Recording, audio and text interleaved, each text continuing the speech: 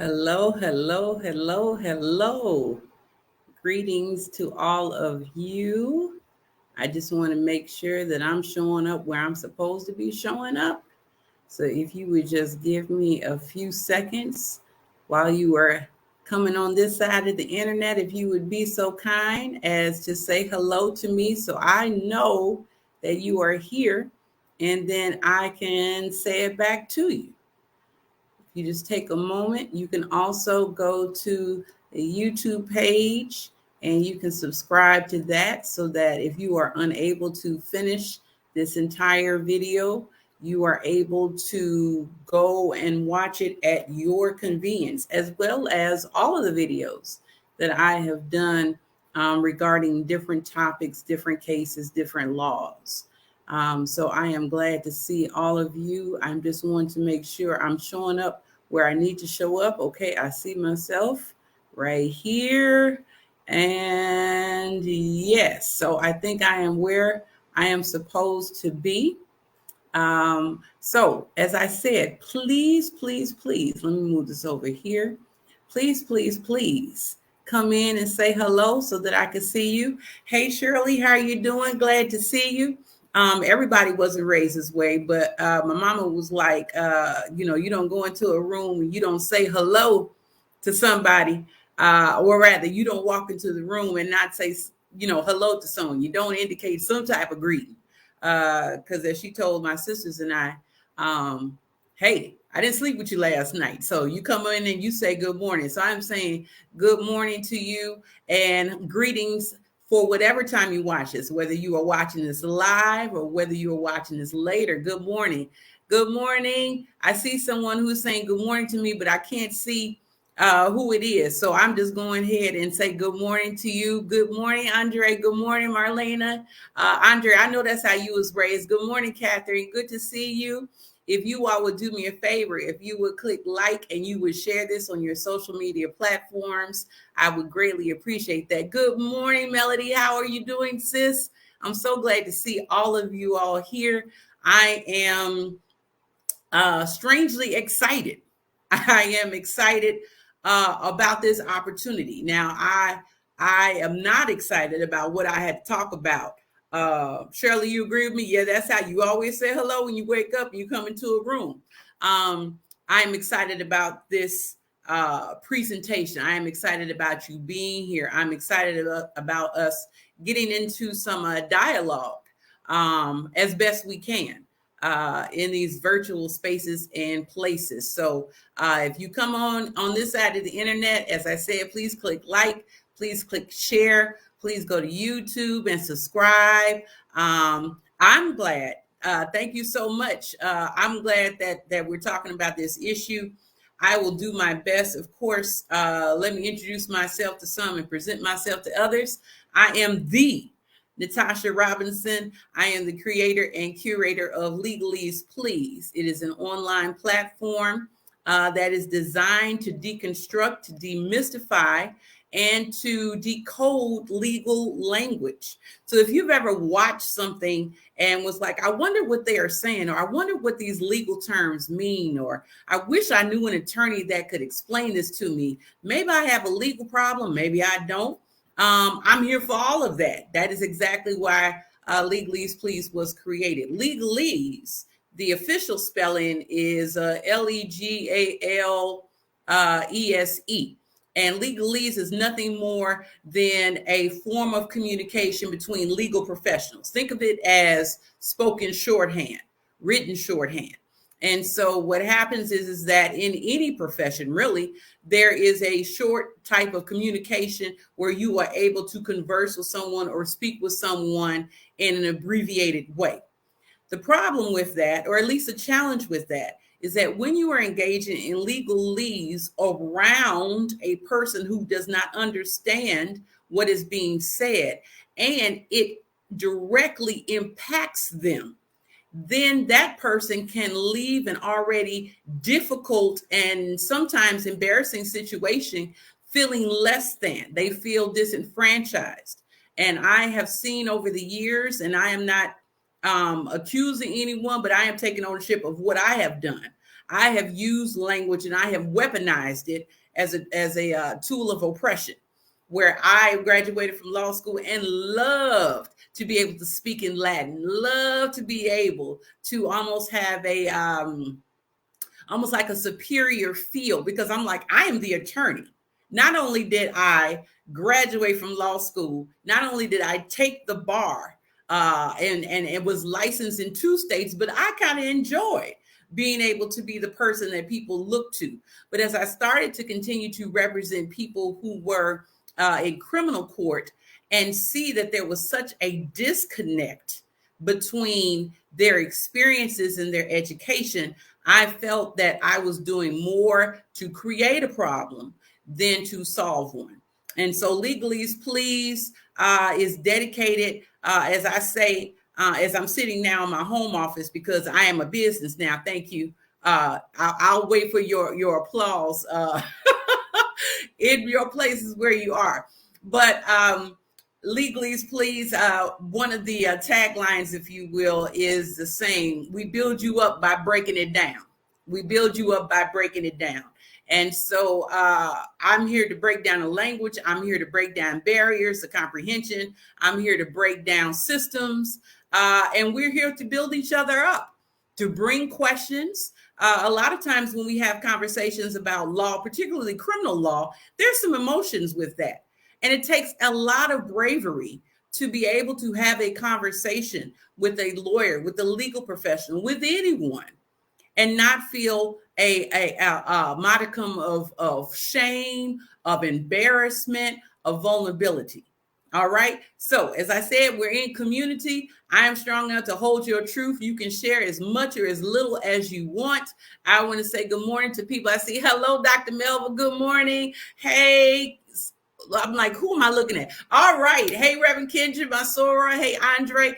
So I am just glad to be here with you. As I said before, click like, click share, go to the YouTube channel, Legalese Please. Also, by way of background, if you look, no, it's this way. If you look up here in this corner, you will see the motto of Legalese Please. Good morning, Sora Brandeis. Good to see you. You will see the logo for Legalese Please, which was designed by my good big sis and my friend, Dr. Irie Session, who is also one of the co-pastors of The Gathering. She designed this logo for me, and I wanted a logo to be able to express lifelong learning. Okay, lifelong learning. I also understand that learning can be in a classroom, it could be on the street, it could be everywhere you want it to be. And so I don't want there to be a hierarchy between having learned information in a classroom. Okay. And I don't want any of us to learn about criminal law or law in general because we are a victim, we are a witness, or we are a defendant. Or we are someone, a family member who is assisting someone. I don't want those norms to be present. Okay, that's for criminal as well as for civil law. You have a right to understand what is going on around you, what is happening to you, what could happen to you, and have it happen in a way that makes sense, where you understand how you could be directly and indirectly impacted. So I dedicate this episode, of course, always to my parents, to Miss Birdie, who is the first person who would always call me Legalese Please. She would go to church and she would ask me questions, whether I was at her home, whether I was at church. I was her personal attorney. And whenever she asked me a question, if I didn't know the answer, I would go and find it. And then I would share it with her and she would say, there go Legalese. And I didn't remember that until the creation of this business. So it's amazing what ancestors will bring to your remembrance. So I dedicated to her. I also dedicated to Judge R. Eugene Pincham, who was one of my mentors, who, when I grew up at my church, one of the things he always said from the time I was a little girl is, you can't be what you ain't seen. All right. So you see me, which means you can hear me. I'm making some assumptions here because I have to work on having the closed caption on the screen. But we are not despised of the day of small beginnings. I don't want to wait until I have everything in place. I have something to say, and you are here. So that means you have something you want to say and something you want to learn. Hey, Drea, how you doing? Hey, Zora, Paulette. Hey, Karma. All my people are on here. Yes, yes. I am so glad that you all are here. Click like and click share. All right. So I have already acknowledged the ancestors, and we're going to go ahead and get into this presentation. If you cannot stay for the entire time, don't you worry yourselves none. You can go to Legalese Please on YouTube, subscribe to the channel, and hit the bell. And then not only will you be able to see this and past episodes, you will also be able to get notifications when I go live. All right. Okay, so let's get into it. I titled this, Where Do We Go From Roe? Where do we go from Roe? If you have been anywhere, thank you so much for sharing, and thank you, cousin, for telling me closed caption is working. I appreciate it. Hey, Joanne, good morning. Also, I am a person that believes in community. So if you are watching this and you're saying, why is she saying hi to everybody? Because it is the belief of Ubuntu. I am because we are, and because we are, I am. So every time I see somebody, I am going to greet them and say hello. I cannot do this work alone. All right. So you're just going to get these greetings. All right. Hey, Deacon Brockabrow, how you doing? I appreciate you being here. Okay. So where do we go from Roe? If you have been anywhere within earshot, reader shot, eye shot of anywhere, you have either learned directly or indirectly that there was a decision that was made by the United States Supreme Court. And the United States Supreme Court, which is composed and comprised of 9 justices. They are judges, but that's not what they're called. They call justices. 9 of them came to a decision. And we're going to go into what that means and implications of that. But basically, the case, which was not Roe versus Wade that was being heard, the case was actually Dobbs versus Jackson Women's Health Organization. That case overturned Roe v. Wade, and Casey was another precedent, which I will get into in a moment. All right. And so, it was overturned. Now, if you do not know, because we do have international viewers, if you do not know what Roe versus Wade stands for, what it stood for was the right of autonomy. It stood for the right to privacy. It stood for the ability to have an abortion and to not be criminalized, because deciding what was best for your body was recognized by the law. Okay, so the first case that we're going to talk about is the Dobbs case, because that is the Dobbs case.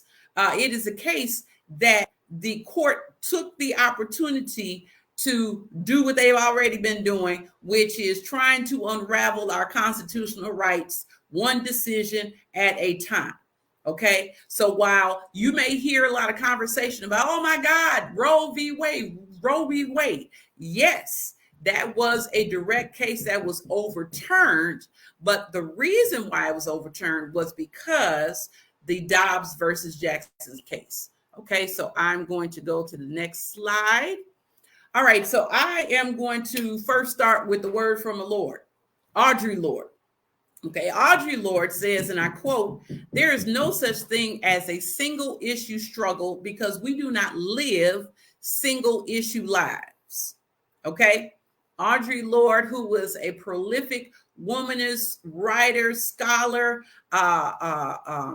she was a person who just, told it like a TI is. And one of the things that she said was, quote, "There's no such thing as a single issue struggle because we do not live single issue lives." Why do I start off with Audre Lorde? I start off with this particular quote because all of us come into this space and this place with struggles that cannot just be within a vacuum or just be within a single heading. but we come to it with our total selves, okay, with our whole selves, which means we come with intersectionality as well as integration. What do you mean? I'm glad you asked. Intersectionality, which is a term that was coined by Professor Kimberly Crenshaw of UCLA. She is also one of the founders of Say Her Name.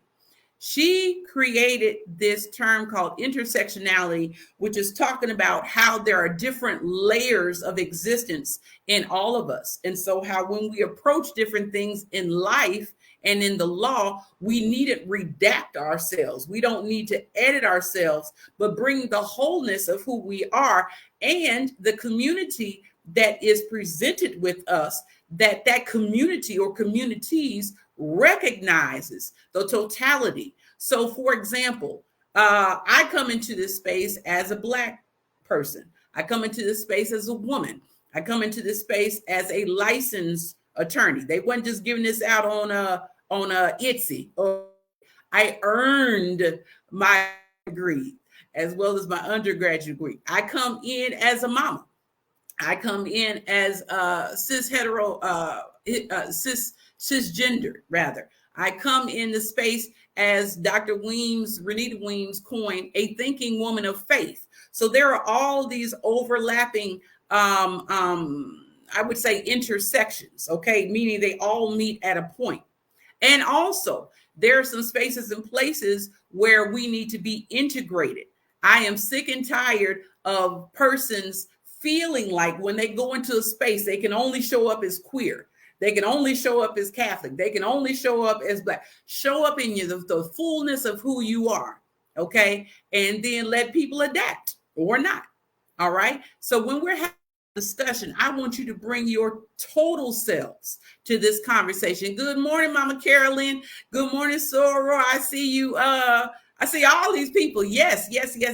So you are bringing not only the intersectionality, which is where your identities meet, you are also bringing the integration, which is while you are identifying that you have these identities, bring them together and integrate them so that you are seen in the fullness of who you are, which is why I started out with Audre Lorde. All right. So our objectives, we have a couple. Now, when I'm in class, I usually tell my students, while these are learning goals, please emphasize the learning and the goals. Some of these we will not get in the time and the space that we are together, which is why I record these sessions so that you can go back over time. Remember, I said Legalese Please logo is about continual learning. It is about lifelong learning. So you may not get it now, but you may get it later. We don't need to have a focus, a fixed mindset, but have a growth mindset where you may not get it now, or you may not get it yet, but you're going to get it. All right. So our objectives are to acknowledge the context of these times, because, you know, I'm not going to talk about any content without first situating ourselves in where we are in this moment. We're going to define important legal terms and concepts used in the case that overturned Roe v. Wade, which is Dobbs versus Jackson. We're going to explain what the Dobbs court is saying through its majority, concurring, and dissenting opinions. We're going to determine how the Dobbs ruling impacts us and when. And we're going to strategize what to do now that Roe and Casey have been overturned. Now, please understand that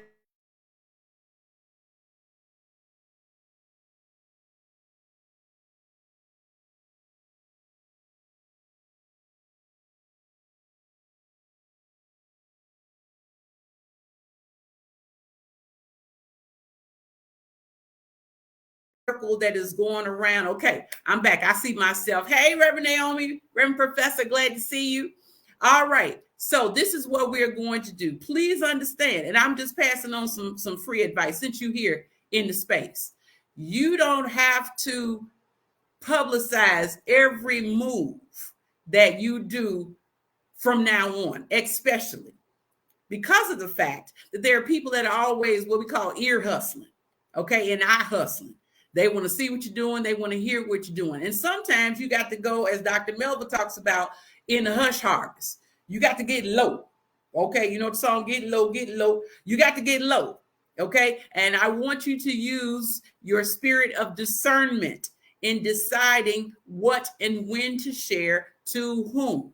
All right, so make sure that you are very discerning in knowing how to move about in these streets. Okay, and I'm going to talk a little bit about that later, but don't tell all your business. Okay, it's kind of like if you play spades, if you play bid whist. Now, if you play with my daddy is going to put what he believes is his set book on his forehead, because that's just how he plays. Me, you will never know what cards I have in my hand, because you know why? I'm gonna let the table speak for me. Okay, so when I set you, you're going to know I didn't even see that coming. I did.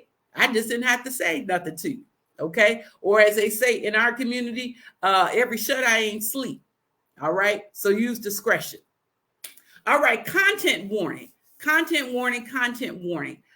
Please protect your peace. Please protect your peace, because what we are discussing is not just a legal issue. It's for some an emotional issue. It is a morality issue. It may be an issue of faith. However you show up in this space, if at any time you need to tap out or bow out, please make sure that you do so. Okay, because I don't want anything to be said or to be discussed either in the comments or in this presentation that gives you the opposite of what legalese is to create, which is a sense of ease, a sense of peace. So if you need to come back, come back. Okay, but that is the content warning that I wanted to provide to you. All right, so let's get into it. All right, so I want to talk about the context before I talk about the content. And I want you to just hold on and let me say what I need to say. Let me present my case. And then you decide if you want to log out or if you want to send me, a nasty email, a text. I'm here for it. And when I say here for it, what I'm saying is I'm not about to read that. But if that's what you feel led to do, then that's what you feel led to do. Hey, sorry, Robert. Yeah, look, hey, Robbie, I see you now. I see you now. All right, so I have this book that is called, let me move it over, God in the Ghetto, okay? It is by Dr. William Augustus Jones. When I was growing up in my church, my pastor emeritus would always bring in these phenomenal authors and speakers. But when you're 7 or 8, it don't, at least for me, it didn't really impact me. And yet I had to sit and watch and listen. And so it wasn't until it was brought back to my memory that one of the people that I heard lecture at my church was Dr. William Augustus Jones, who's the author of God in the Ghetto. Now, Natasha, why are you talking about God in the Ghetto? Give me a minute. As I said, let me state my case, and then you decide whether you're going to keep going with me or you're going to be like, no. All right. So this is coming from the book of Jeremiah, the life and ministry of Reverend Dr. Jeremiah A. Wright Jr. by Dr. Susan Williams Smith. Shout out to Dr. Susan. I love Reverend Sue, who I also grew up under when I was a little girl. All right. So this is Reverend Dr. Jeremiah A. Wright Jr., who is my pastor emeritus, quoting and summarizing Dr. William Augustus Jones. So stay with me. Okay, don't tap out because you're like, okay, she's getting religious and spiritual. Just give me a moment. Okay, quote says, Dr. Jones, in his book, God in the Ghetto, argues quite accurately that one's theology, how I see God, determines one's anthropology, how I see humans, and one's anthropology then determines one's sociology, how I order my society. I'm going to give you a minute to digest that.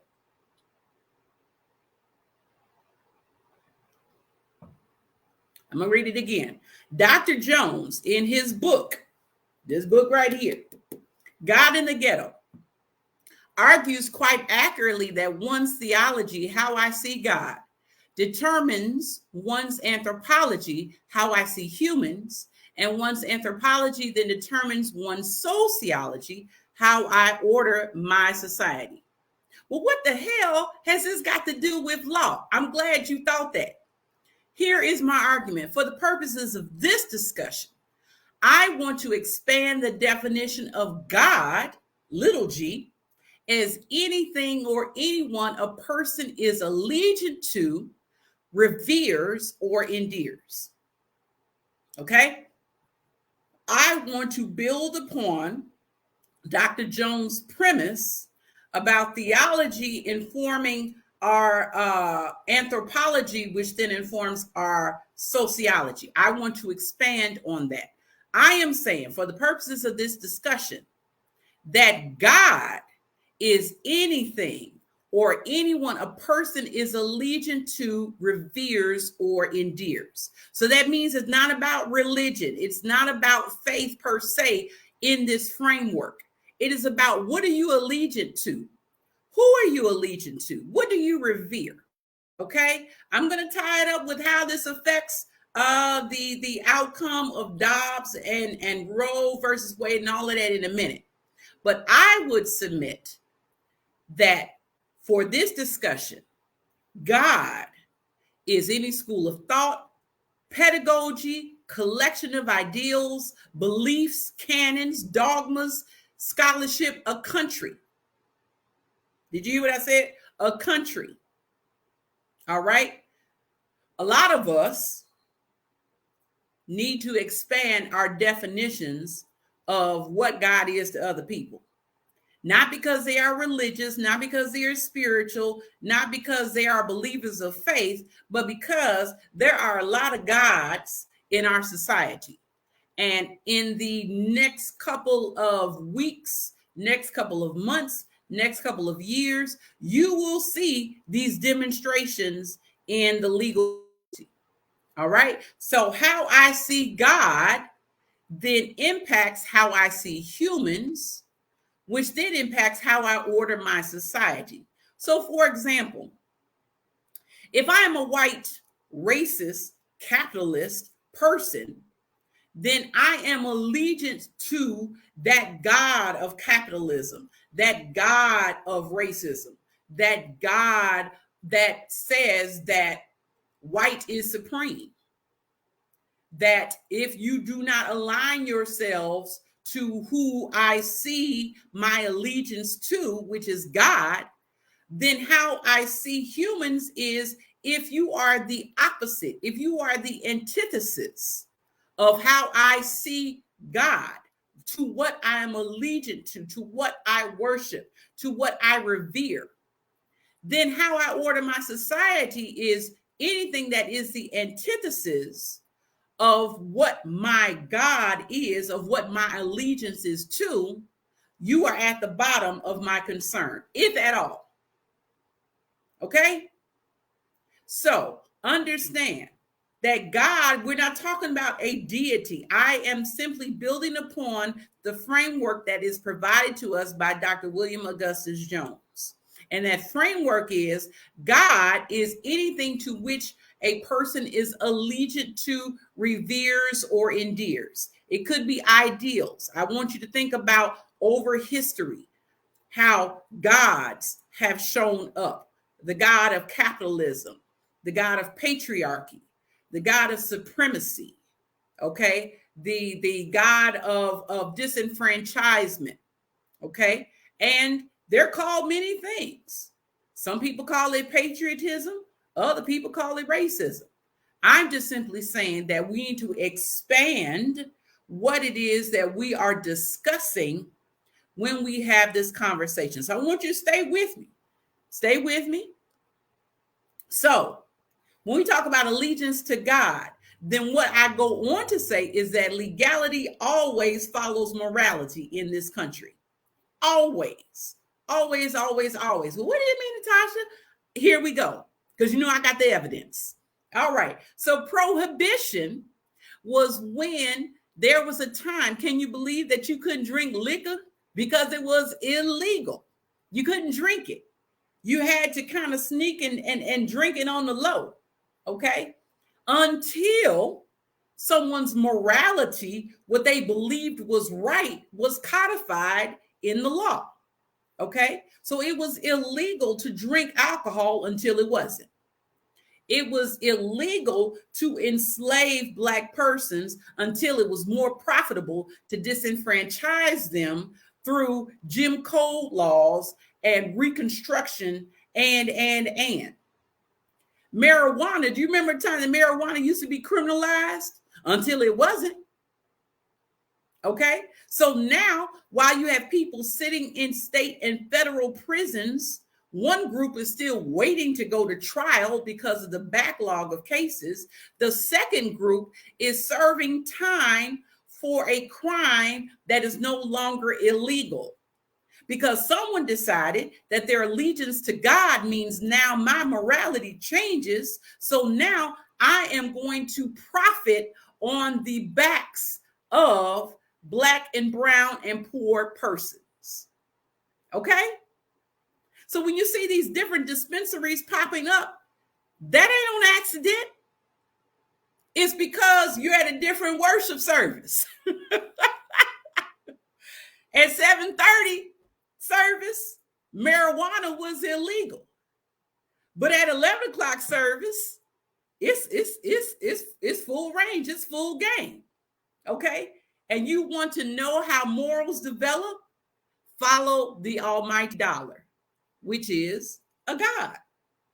If you pull your money out and you look on it, not the coins, but in your paper, what does it say on it? In God we trust. Now, if that ain't worship, I don't know what is. Okay? So, all I'm simply saying is we're expanding the understanding of the definition of God. I'm saying that legality always follows morality, and the decision in Dobbs is no exception. Roe versus Wade was overturned because the morality of people who have taken power believe that now their morality, what they worship, what they believe, what they're allegiant to, needs to be legalized. All right? So now that legalization is actually weaponry. Okay? It's weaponry because you have this thing that is called discretion. Discretion can be a tool or it can be a weapon, depending upon your intention. If it is a tool, then it means that you get to decide how a certain outcome is going to unfold. But if you use it as a weapon, then you are no longer focused on the means of your discretion. You're focused on the object of the person that you are using discretion against. All right? So I just want to make that clear. So now, I'm sure there are some of us, not any on here, but I'm sure there are some of us that are saying, well, this just came out of nowhere. I just can't believe that the United States Supreme Court just took away a woman's right to privacy and a woman's right to blah. I'm here to tell you, let me talk you off the ledge, okay? The Supremes have been supreming for a mighty long time, all right? Now, it may not have been these 9 people, but I assure you that when you look at the institutions that try to govern, that try to influence how we move about in the world, Friday's decision should have not shocked anybody. Now, as my Reverend Professor's sister said, now, even though we knew it was coming because of the leaked memo, the leaked draft, it did not lessen the impact. It still hurt, even though we knew it was coming. But I also come back to say that this is nothing new. Let me prove my evidence, or let me demonstrate my evidence. You have Scott versus Sanford. Scott versus Sanford is the Dred Scott case.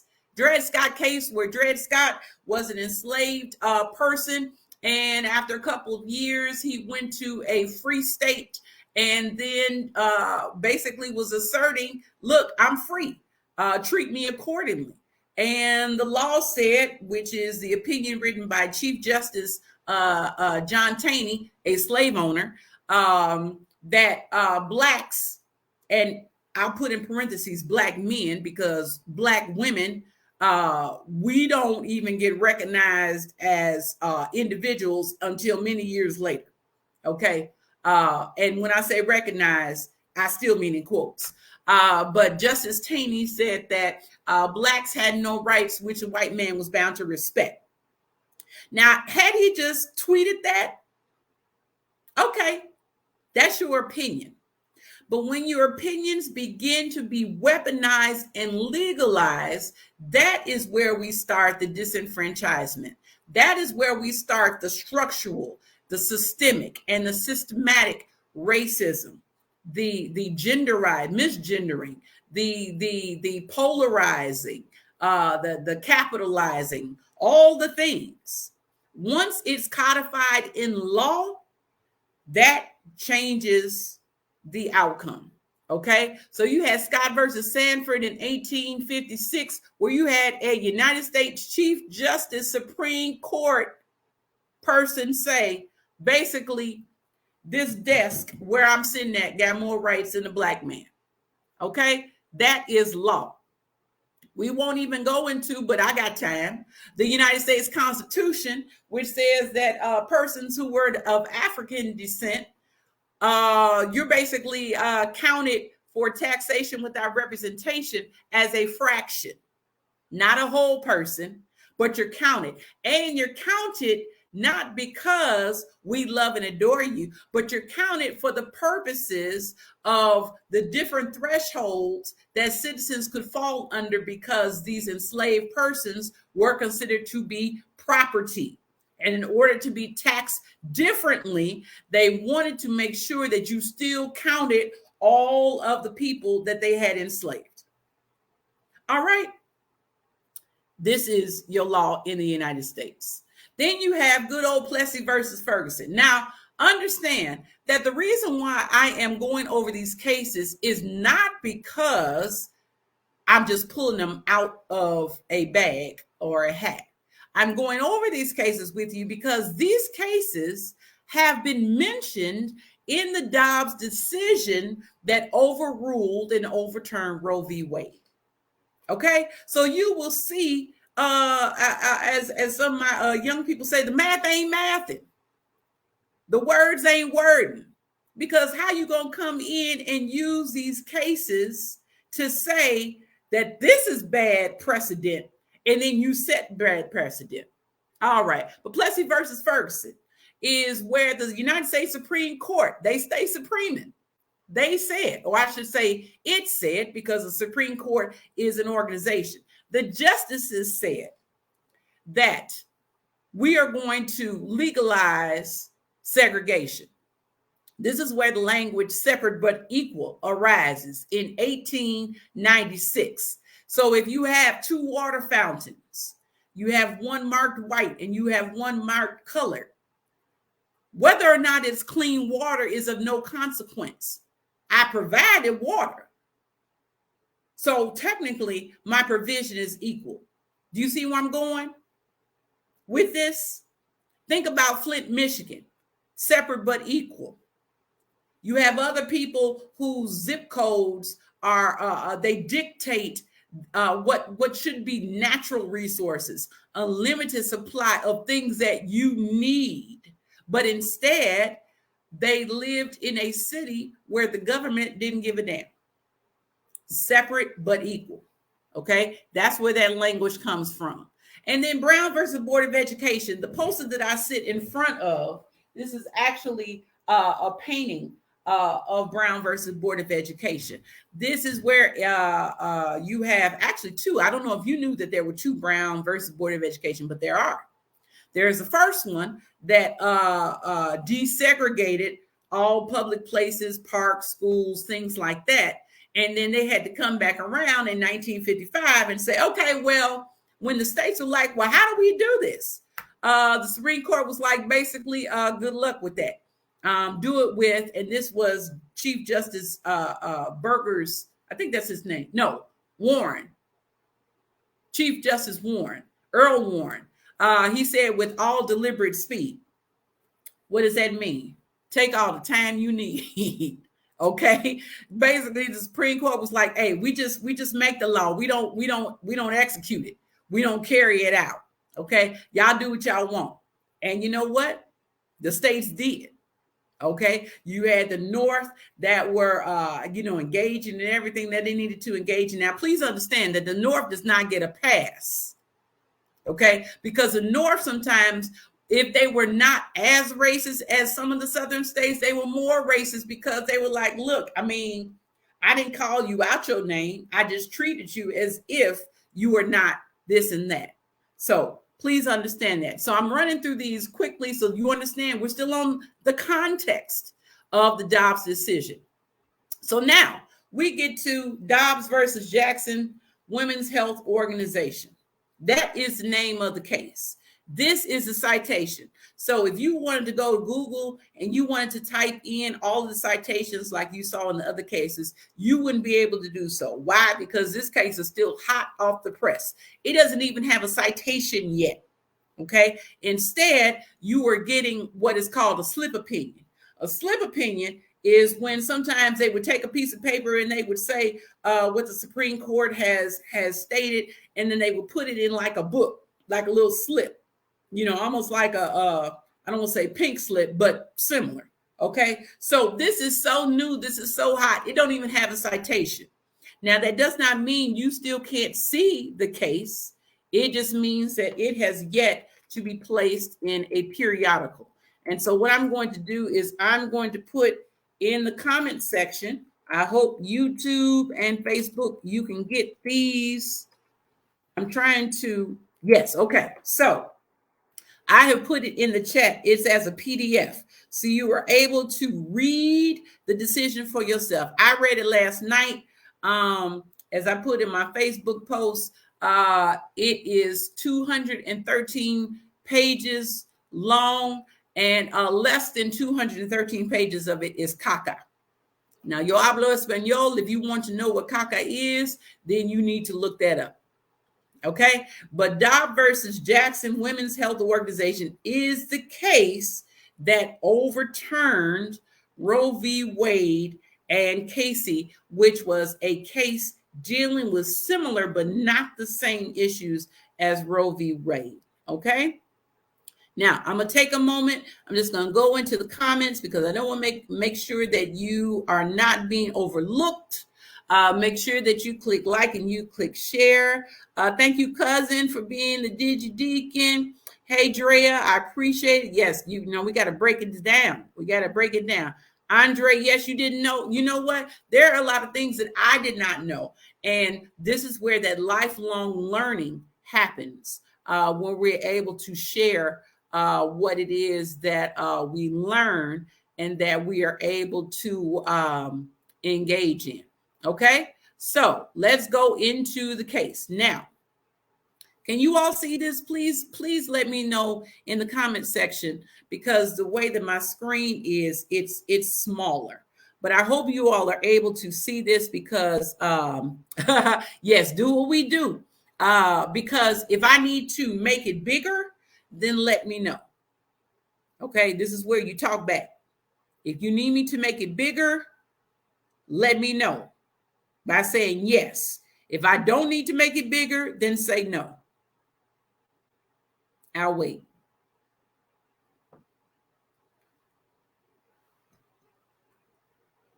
Okay, it's clear. Is it big enough for you to see? Okay. All right. I see you. I see you, cousin. See you, Sora, Paulette. Thank you, Joanne. Thank you, Marlena. All right. Thank you, Mama Carolyn. I appreciate y'all. I don't know if I told some of y'all, but I'm a daughter of both a musician and a minister. So I'm going to need to talk back. Hey, FP, I see you. One of my law students, my pre-law students is on here. All right. Legal terms and concepts. These are the terms that I need you to understand if you decide to read the opinion, or if you are listening to legal comment and they see all these, they use all these words, because most times they don't tell you what these words are. They just go into the analysis. Well, can I get a definition, please? All right. So here are the legal terms. Okay. Petitioner. A petitioner is a person, an entity, a state, a corporation, what have you, who is seeking the United States overrule a lower court's decision. So the way that you have the United States is you have the lower courts on the state level and on the federal level. And if there is a decision that has been reached and you wish to appeal it, you go to the appeals. You appeal it. You're asking that that decision be reviewed. If you still do not get the outcome that you want, then under certain circumstances, you can then appeal it again to the state Supreme Court or to the United States Supreme Court. Okay? So when you are a petitioner, you are petitioning. You are asking that a higher court overrule a lower court's decision. In this case, the petitioner is asking the United States Supreme Court, I don't like what they did. I need you to fix it. A respondent is a person that's like, hey, I'm chill. I ain't got no worries. I ain't got no problems. Keep it as it is. Okay. The respondent, they are responding and they're saying, hey, I won, so I'm good. All right. In this case, the petitioner is Thomas Dobbs, who is the state health officer. Well, soon he will be working with University of Mississippi Health System. But right now he is the state health officer of Mississippi Department of Health. So yes, this case involved the state of Mississippi. Because you cannot usually sue individuals, and usually because these persons may be immune from being sued, you have to name the person that is the highest and most accessible person you could sue. In this case, Thomas Dobbs. Now, there are some articles where he's like, basically, keep my name out your mouth. They just had to put my name down there because of legal procedure, but I ain't had nothing to do with it. Okay. The respondent is Jackson Women's Health Organization.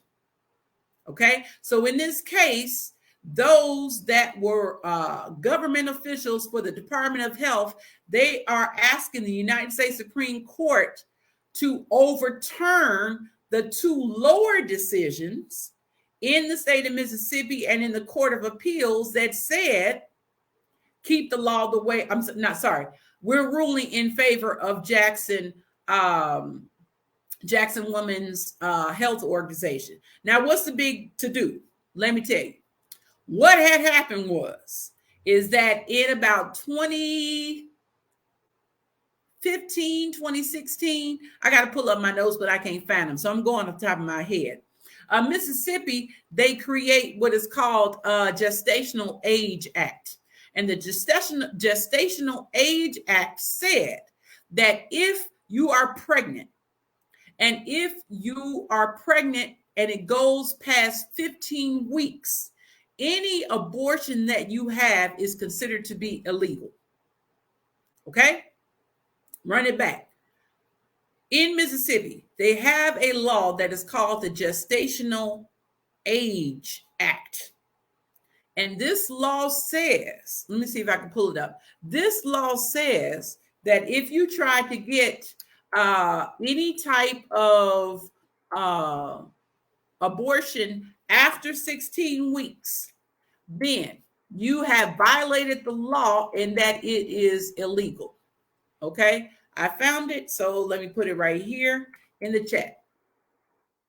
The lower court that they were at said, you can't be popping off and saying through the law when a person cannot have an abortion, considering what the language in Roe v. Wade says, considering the language in what Casey said, meaning we defer to the precedent that has already been set in 1973, where Roe v. Wade says a woman has a, constitutional right to an abortion.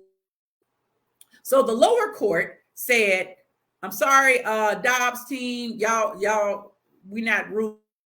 So then the Dobbs crew appealed to the United States Court of Appeals for that district, for that section where Mississippi is assigned. The Court of Appeals said, we agreed with what the first court did. Ain't no static, no smoke with us. we're letting you know that Jackson Women's Health Organization, which, by the way, out of the entire state of Mississippi, is the only place where a woman can get an abortion legally. Out of the entire state of Mississippi, this is the only clinic, the only organization where women can go to get a legal abortion. I also want you to know that this clinic, because of the finding in Dobbs that overturned Roe v. Wade, is going to be closing in a couple of days. Let that sink in.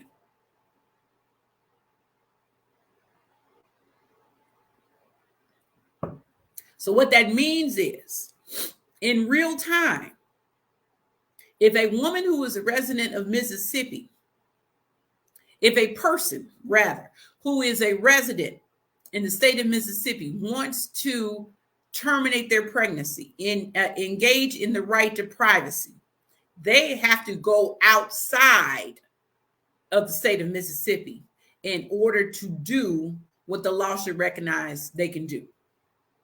All right. I want you to understand what that means, because that is the content of the case. Now, whenever you hear an opinion is nothing more than a written decision by a judge. In this case, the United States Supreme Court justices. You usually have three types. So 9 judges. You need a 5-4, a 6-3, a 7-2, an 8-1, or a unanimous amount in order for it to be a majority opinion. So out of 9 justices, at least 5 of them comprise a majority of the court, and there is 1 justice that is selected to write the opinion, the outcome, the legal decision of the court. A concurring opinion is when someone out of the majority says, yes, I agree with y'all, but I got some stuff I need to say. And they write their own stuff. Okay, this is where I almost said something about him. This is where Justice Thomas comes into play. We'll get to him in a moment. And then you have the dissenting opinion. Dissenting opinion is where you have those who don't agree with the majority. They was like, look, y'all on some, I have not cussed for 52 minutes, so I'm about to cuss now. Y'all on some bullshit, and we are going to write our own opinion, because what y'all doing, your analysis or whatever, that does not represent with us. That does not resonate with us. So we're going to write our own stuff over here. What I want you to know is that even though there are dissenting opinions, sometimes a dissent today may be a majority tomorrow. Okay, that's what I need you to know. A dissenting opinion today may be a majority opinion tomorrow. If you look at the writings of the opinions involving the dissents of Justice Thurgood Marshall, who's the first African-American, and I would submit only African-American Black man who has been on the United States Supreme Court, a lot of his dissents have some good information, because Thurgood Marshall gives them all the smoke in the dissenting opinions. And he couches it in law in such a way that you just be like, man, I feel like an idiot. Okay. Also, here's one for free. Thurgood Marshall is one of the attorneys who appeared in front of the Supreme Court in Brown versus Board of Education. You're welcome.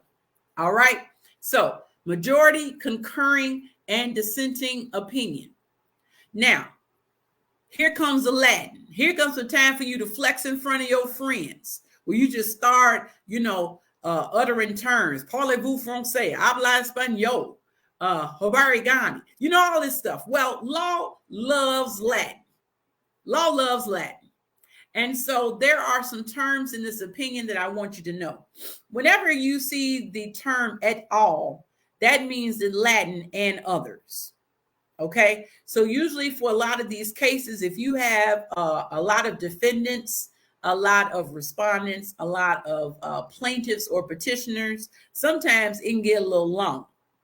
And so what they do is they may say something like, Dewey, Cheatham, and Howe, et al., meaning it's more people that is a part of this. You just don't see their names. There are others.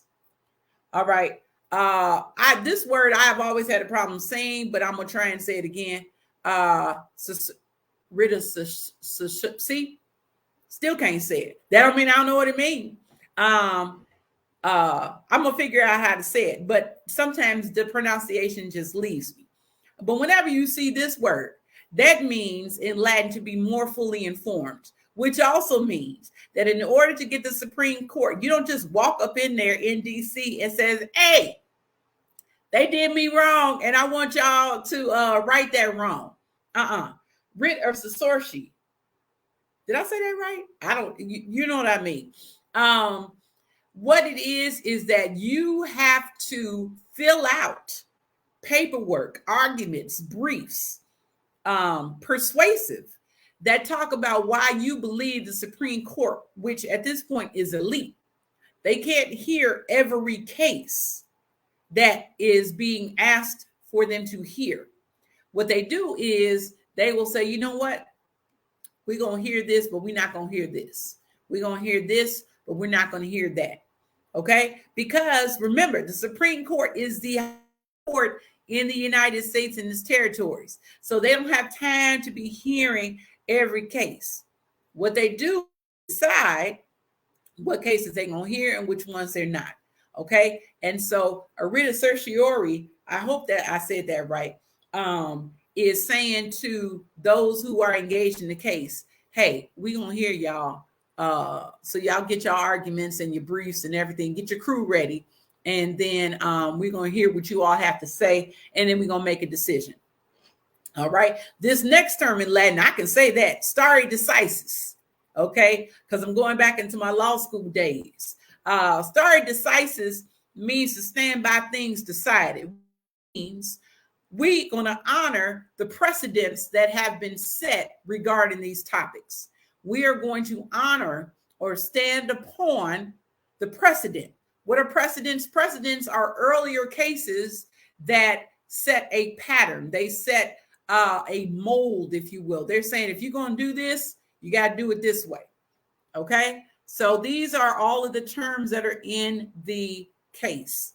I'm going to make this bigger so that I can see it.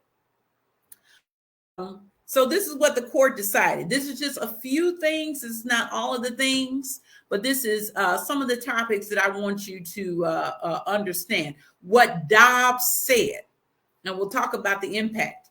Dobbs court, that is the majority, because the final count was 6 justices in the majority opinion. You had 2 justices who were like, look, I agree with the majority. Now let me say, you know, what I got to say. Let me go ahead and do my thing. And then you have the dissenting opinion, which were 3 justices, where they was like, nah, hell no, we not, y'all tweak it. Okay.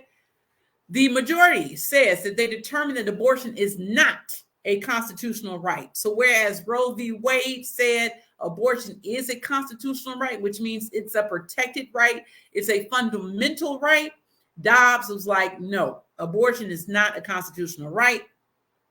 As a result of that, abortion and any subjects relating to it, any cases relating to it, is now subject to the lowest level of scrutiny a court can give to the law that is facing a constitutional challenge.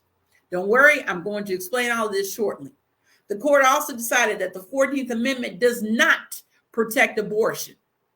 This is a rollback of the 50 plus years where Roe has been a constitutional safe harbor, if you will, that allowed persons to get abortion without any type of criminalization until. The court also said that abortion is antithetical to the history and tradition of the United States. So the way in which they couched their analysis, the opinion was written by Justice Alito.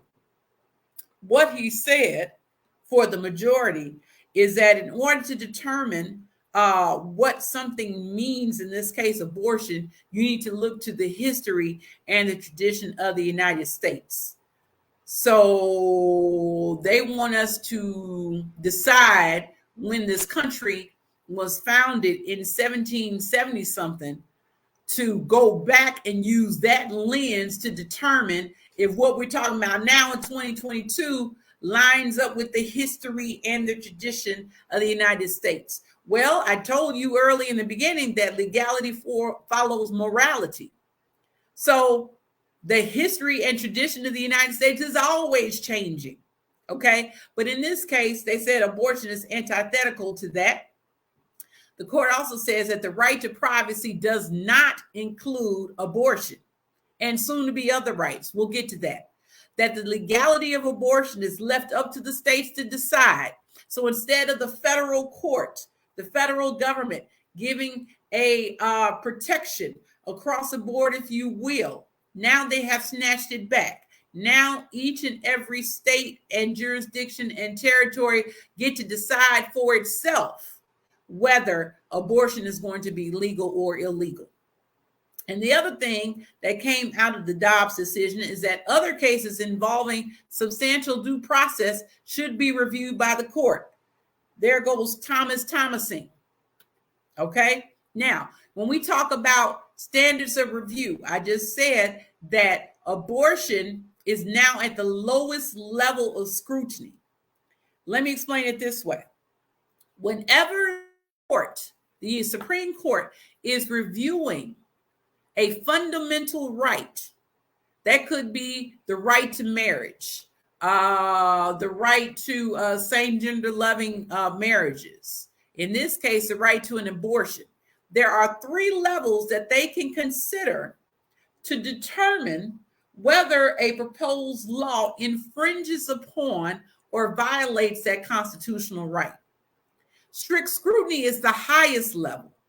And in order for a state or government to pass strict scrutiny, they have to, as the legislator, pass a law that furthers a compelling governmental interest. So it has to be compelling. It can't just be, oh, we decided today that this is going to be the law of the land. It has to be compelling, and the structure of that law has to be narrowly tailored. So it can't just be great and expansive. It has to be very specific in order to achieve the compelling interest. So things that fall in strict scrutiny level are the things that I talked about. Abortion is one of them. You have intermediate or heightened scrutiny, which is only invoked when the state or the federal government passes a law which negatively affects certain protected classes. In order to pass this level, the challenge law must, 1, further an important government interest, and 2, must do so by means that are substantially related to that interest. So that is the medium level. The rational, which is the lowest level, is the easiest level to meet. The rational basis test or rational review test is generally used in cases, pay attention, where no fundamental rights or suspect classifications are at issue. So the rational basis is saying, look, we're just going to decide, could they have done it or not? Okay. It's so low that out of the 3, it is the lowest level where it's like, look, this is a catch-all thing for anything that has nothing to do with fundamental rights, because fundamental rights is always at strict scrutiny. What Dobbs did, what the majority did, is that the court said that not only is abortion left to the states, but it is no longer a fundamental right. So we don't need to review it at strict scrutiny. The court is saying that they don't have to review whether the state of Mississippi did what they were supposed to do because of a compelling governmental interest. They don't have to review about whether this law that prohibits abortion after 50 weeks was narrowly tailored. They took abortion from the highest level of scrutiny to the lowest level and said, 1, abortion is not a fundamental right. Well, if you're not dealing with fundamental rights, what level do you look at? You look at the rational basis level. And then basically at that, they're just like, well, yeah, they had a reason. And that is that. Okay, on period. That is what the Supreme Court said. All right. So what they did was they took abortion. They said it's not a fundamental right. And then they said, okay, take it out of the strictest level of scrutiny, which is the highest. and we're going to knock that sucker down to rational basis. And that rational basis, while there is a threshold, is not as strict as strict scrutiny, which is why they said basically that, and this is me paraphrasing for the Supreme Court, the way that they went in on Roe v. Wade, it wasn't even a sneak diss at that point. They was like, basically, your Roe is raggedy, you raggedy, your family raggedy, you didn't go to law school, y'all don't know what y'all talking about. Now couch it in very flowery legal language, and they put all these cases to be able to justify their position. But basically they said, in this opinion, Roe ain't shit. That's what they said. Okay, I have read the 200 some pages, and I'm telling you in advance, that's what they said. And not only did they say it, but they said it as a matter of law, which, as I told you, is the game changer. Okay, so some of these quotes, Alito,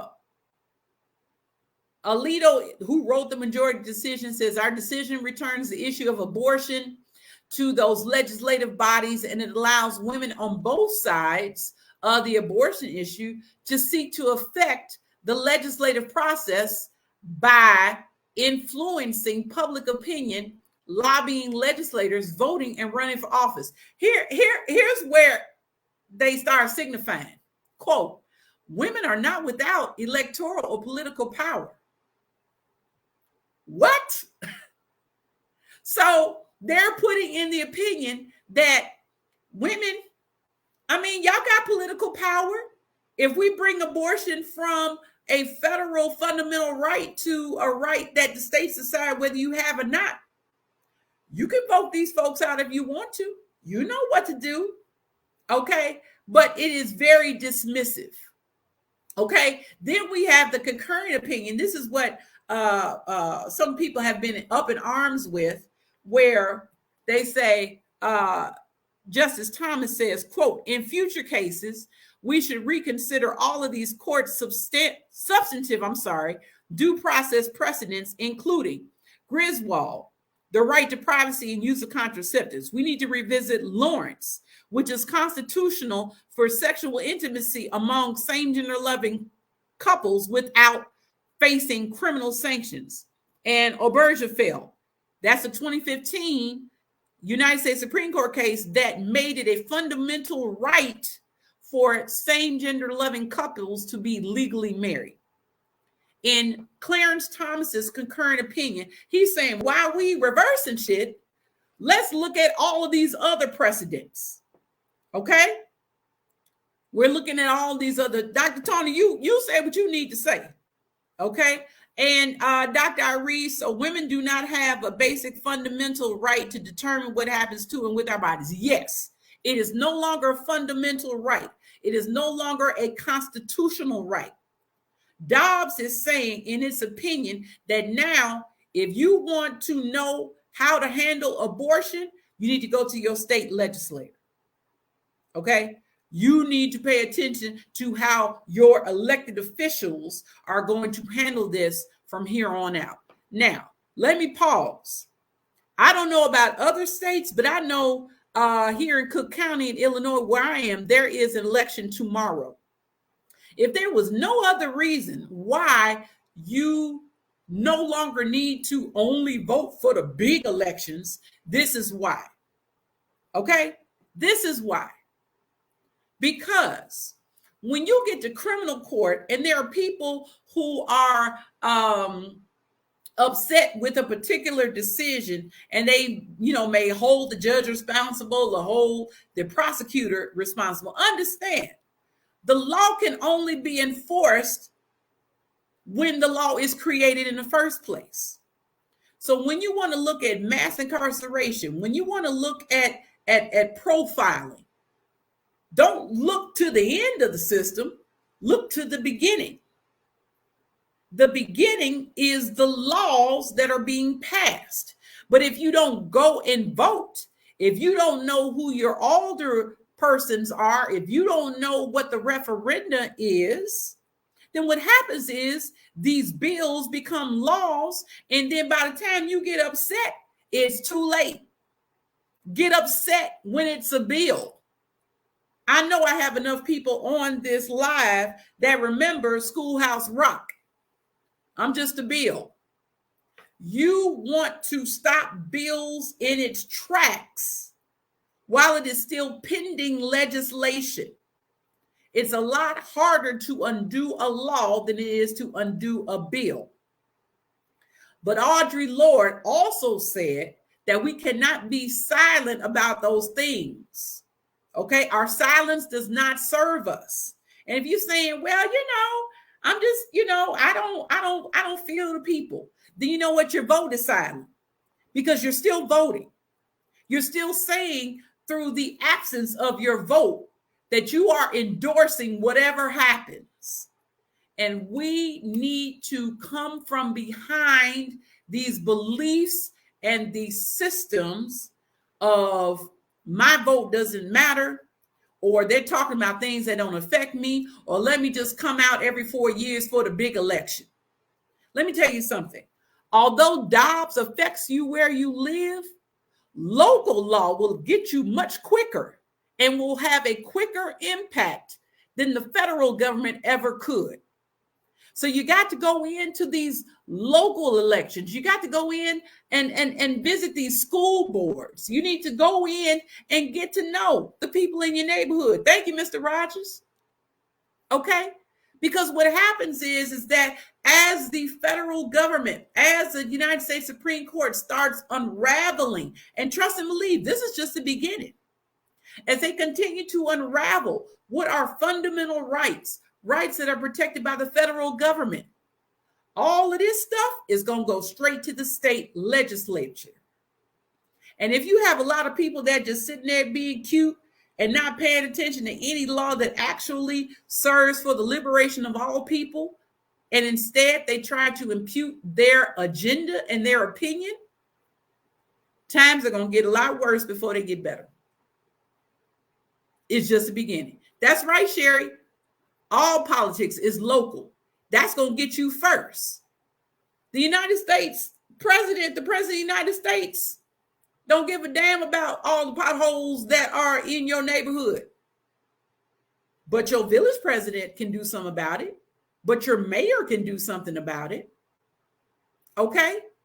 So I say that to say, when I say we are coming into the framework of law, and we want to make sure that we are not mistreated, we have to make sure that we are not co-conspirators in our own demise. We cannot redact our voice and say it only matters in certain situations. We can't do that. Okay? Because there are people whose sole agenda is to take everything from you that you enjoy. You don't need to look to the devil. The devil's in the details. All right? So what happens now? So what happens now is that states' law will sanction or ban abortion. It's already happening. If you look, I think it's Washington Times. That's not what that is. It's New York Times and Washington Post. If you look at Washington Post, in some locations, they have a map where people are already passing laws that say that abortion is being banned. Okay? Hey, Margie, I'm going to come to your question in a minute. Okay? States are free to impose as much or as little restrictions as they choose. Remember, the United States Supreme Court said to the states, here you go. Do what you will with abortion because we ain't doing nothing. And by the way, it's not a fundamental right. And most state legislation iterates or reiterates the legislation of the federal government. So if you have persons in power that don't believe, remember we said little gods, how I perceive what I have allegiance to then informs how I see my citizens, which then informs how I order them.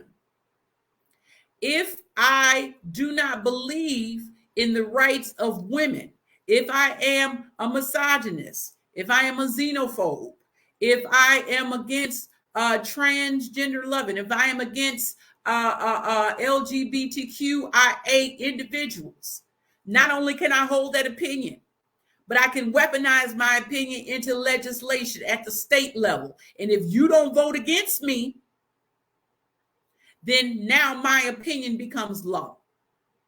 Okay? I also predict that abortion is going to go back to being a crime. When you look at the United States Supreme Court case, after they give their decisions, then they have appendices. And in the first appendix is a list of all of the states that criminalized abortion before Roe versus Wade was decided. Okay, so take a look at that. You can look and see. And they went back in time. They went back to 18 something and just all the stuff, which of course, because at the time, again, morality was you did not kill a child. Not my words, their words. Okay, so not only will abortion become a crime, but the persons who assist with abortion and have abortion, mark my words, it's going to become a crime. It's going to become a crime. Okay. Let me look at the comments. Yes, please watch The Janes on HBO if you have HBO Max. Sora Paulette says some people have been posting, I live in Illinois, and if you need assistance, you can come here. Is the post considered assisting, and can that post be used against them later? Let me show this question so that y'all can see what I'm reading. Some people have been posting, I live in Illinois, and if you need assistance, you can come here. Is the post considered assisting, and can that post be used against them later if someone from another state where abortions are not legal comes here? Well, it depends. And usually all legal answers start with it depends. I would say, first of all, remember, we need to now start discerning and deciding how we communicate in these internet streets. I would argue that one is freedom of speech. I cannot say is right to privacy, because as you already see that's being eroded. There are some posts that I have seen that have provided assistance without saying they are providing assistance. Now, because I told you earlier, everything is not up for public consumption, I will not say how I know that someone may be providing assistance. But what I will say is understand that words matter. That's what I will say on that. And then we'll talk offline about how I know that people are offering assistance. Okay. This is why we have to work more in secret. That's right. That's right. Patricia, hey, Patricia Epps. It states rights, correct. So when the governor changes, abortion could become illegal, right? So it's not the governor per se, because the governor is part of the executive branch. So the governor can only enforce the laws that are being created. Now, every once in a while, a governor will trick off and come up with some executive orders and bypass the lawmaking bodies. But for the most part, it's the legislative branch that makes the laws that the governor can or cannot enforce. And so it's important that we know who is in our legislative bodies. Okay. Here in Illinois, we have the Illinois General Assembly, which is comprised of the House of Representatives and the Senate. On the federal level, Congress is made up of the House of Representatives, which is based on the state's population, and the Senate, which is saying regardless of what your population is, every state gets two. In order to understand what laws are being made, these persons can only make these laws if they are voted for. Okay, so I hope I answer your question. I'm going to go back just for a moment because I am pretty much done. Going back. Catherine, I'm glad that you're here, and I'm trying to do the best we can so that we can move with intention and impact. Okay, so Margie says, let me highlight your question. Why is Thomas referencing substantive due process? How is that different from plain due process? Why is he arguing that these rights are not protected under the 14th Amendment? All right, so here we go. Let me put my glasses back on because my glasses have power. All right, so due process is, to me, if I explain what due process is, think of it as fairness. Okay, think of it as fairness. And so there are two types of fairness. There is procedural fairness and there is substantive fairness.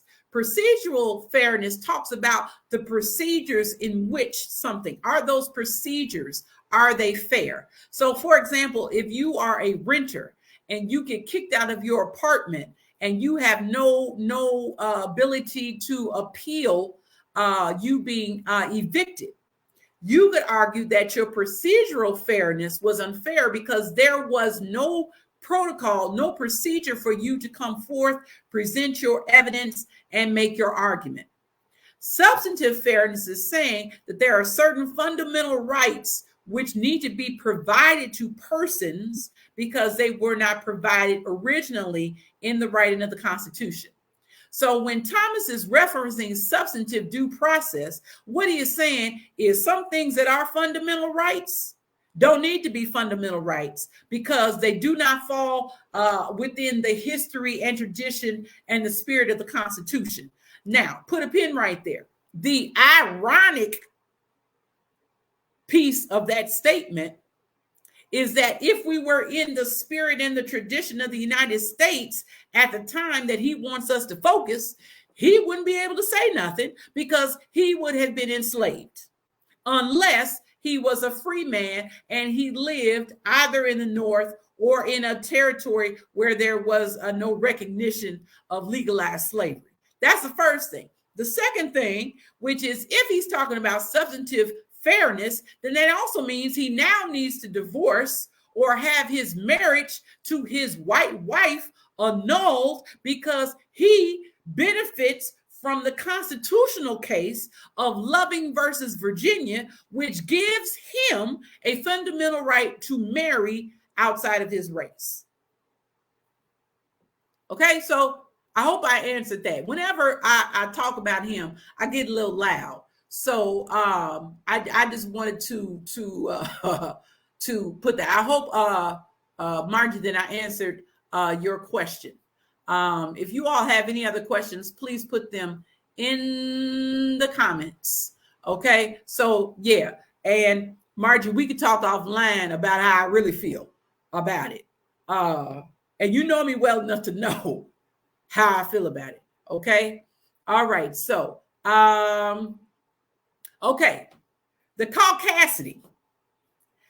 Since Friday, there have been, I won't say an increase as much as I will say that there has been an exposure of people talking out the South because they're just like, the hell with it. We can say whatever we want because we've already been saying it, one, and we believe it. And who's going to check me, boo? In the words of Sharif for the Real Housewives of Atlanta.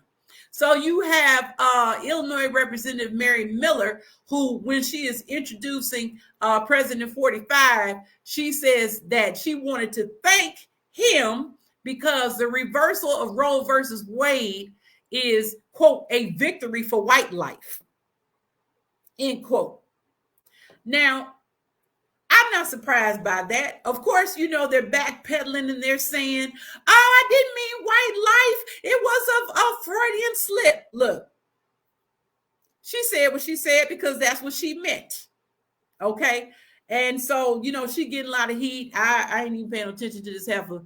Going to the next one. Then you have Senator John Cronin, who, when President 44, which is Barack Obama, gives his opinion on Twitter about the impact of the reversal of Roe versus Wade, this sitting senator said, quote, now du Plessis versus Ferguson and Brown versus Board of Education, which is how I started, because this senator is saying that now you need to put back in place Plessy versus Ferguson. Now you need to put back in place what life was like before Brown versus Board of Education. So basically, he is advocating as his role as a sitting elected official to put back in place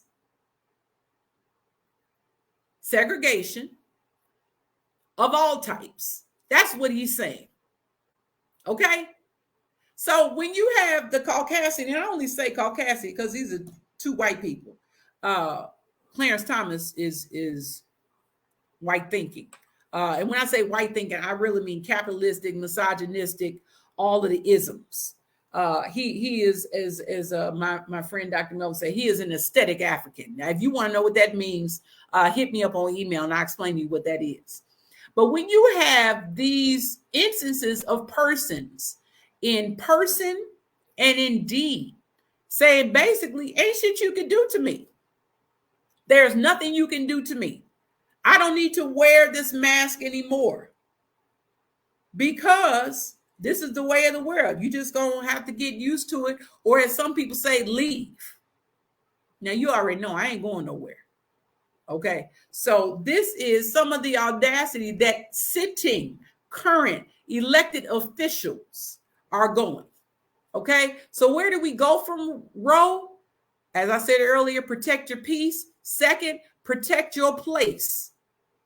Okay, you are worthy of being where you're supposed to be.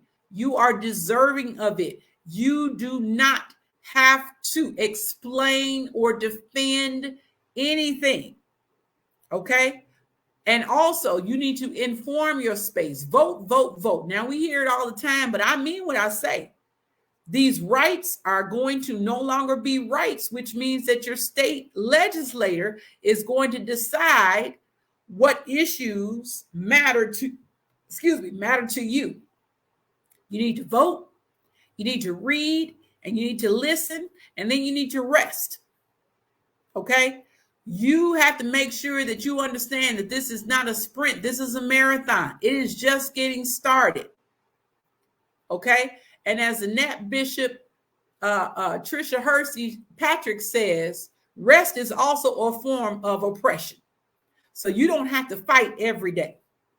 Sometimes you could just, take a time out and protect yourself and understand that every fight ain't a fight that you need to show up to. There are a myriad of ways in which you can protest, a myriad of ways in which you can show your activism. But none of them is refusing to vote. I'm sorry. I am the daughter of a woman who lived in Mississippi, who thought that she would have to endure what her mother, my maternal grandmother, went through, which is engaging in literacy tests, Constitution tests. My grandmother had to take the United States Constitution test in order to register to vote, not vote, register to vote. There were other things such as looking at a glass of marbles. And if you couldn't determine how many marbles were in that jar, you could not vote. You could not register to vote. Okay. They also had the grandfather clause, which is saying that if your grandfather was entitled to vote, then you were entitled to vote. Well, that's fine in 2022. Well, not really fine, but it is a better outcome in 2022 than it is in 1912, than it is in 1812. Because the likelihood of my grandfather being enslaved means, of course, he couldn't vote. So then that means I couldn't vote. These are some of the things that the law created to further disenfranchise persons. And so when it comes to Roe v. Wade, when it comes to Casey, when it comes to Dobbs, when it comes to Griswold, when it comes to all of the cases that involve fundamental rights, be very clear that they are coming for those who continue to be disenfranchised. Okay, systems aren't built overnight, and neither is liberation. Okay, they are dismantling everything that people have fought for, that people have died for, that people have bled for, that people have been lynched for, that people have asked for. They are dismantling all of these rights. And it is important that we stay vigilant, that we figure out how we're going to enter into these spaces and places, and understand that you have the right to bring the totality of who you are to any space because you were born. Okay. And for those of us who understand that it's abortion today, but it may be another issue tomorrow, just stay tuned. Stay tuned. Do not believe every social media status that you read. This is probably the quickest time I have ever seen a lot of people get law degrees in mass. Everybody has an opinion, but it is not always the law. Okay, so be very careful. Okay, so it is 11 o'clock. I have gone over by 15 minutes. So if you have any other questions, this is your moment. This is your time to put it in the chat. And while you're putting it in the chat, let me give you some more information so that you have it. If you wish to email me, connect with me, email me at legaleseplease@gmail.com. Email me at legaleseplease@gmail.com. If you want to stay connected with Legalese Please, you can, I say follow, but I got to change that language. In fact, I'm going to change it right now. Because I don't want it to be like follow as in disciples. That's not the language that I use. The language that I use is here. Connect. If you want to connect with me, you can connect with me on Facebook, Instagram, YouTube, and Twitter, all under the handles of Legalese Please. If you want to watch this and prior episodes of Legalese Please, because this is my communal free offering to the communities, then you can subscribe to the YouTube channel and you can watch this and prior episodes of Legalese Please. While I am in the lab working on the launch of Legalese Please officially, which is August 8th, if you want to stay in touch with me, you can just go to this Linktree link, and then there is a drop-down menu that says stay in touch. You put your information in there and it will come back to me in a secure browser so that I will not be soliciting. I will only be sending information to you. And finally, because people fuss at me when I don't do this part, so I'm going to go ahead and do it. If you want to, hold on a minute, let me get this right. If you want to give, if you want to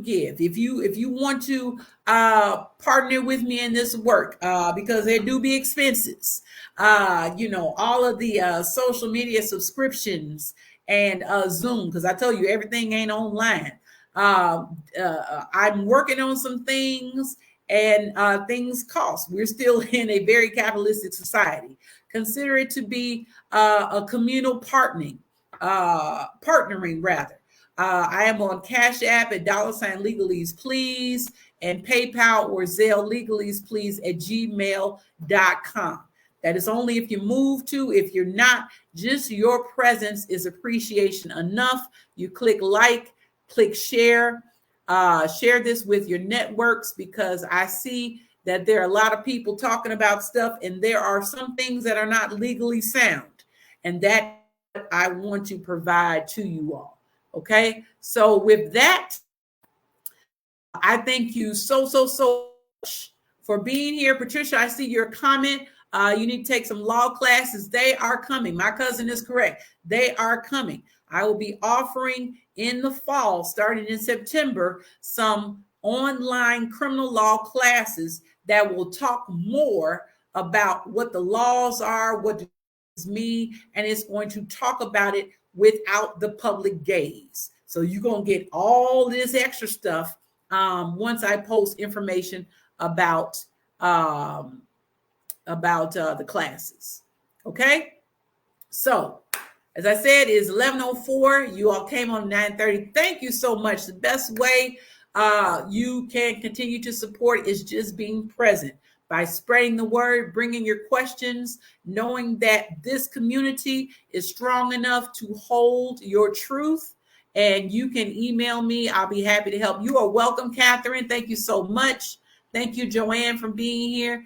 Thank you to my cousin Carmen for keeping the written transcript in the chats. Thank you, Mama Carolyn. I appreciate you. I'm here.